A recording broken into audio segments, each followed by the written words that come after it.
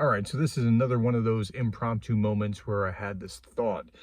I was just reading about the journey of flight. It's a required book in Civil Air Patrol. My sons and I are in Civil Air Patrol.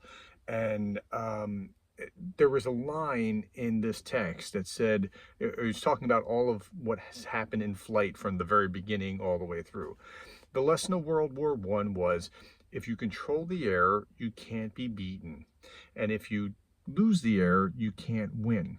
Now, this is really important because this is why Zelensky was asking for a no-fly zone at the very beginning of the war, and he didn't get the no-fly zone that he was hoping for.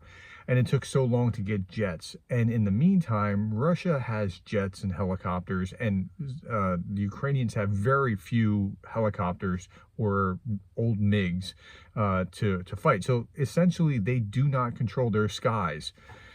It's also why things are going as slow as they are in the counteroffensive. Think about how the counteroffensive is working, where the other side can create all kinds of defensive lines that if you had a few planes that could bomb the crap out of that area so that the tanks could go through, it'd be a very different picture. But and so they have a defensive to the air where they have air defense artillery, but they don't have real control in the same way. They've kind of created a workaround. So if you're discouraged that the counteroffensive is going as slow as it is, don't be discouraged, because with what they have, they're doing remarkable work. When the jets come, and it's going to be a while, it's going to be probably by late fall, maybe January, something along those lines.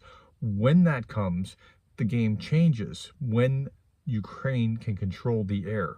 So I just wanted to share that point with you. Again, the line from the book was the lesson from World War I, and this is early flight, right? This is like just like two decades after the Wright brothers.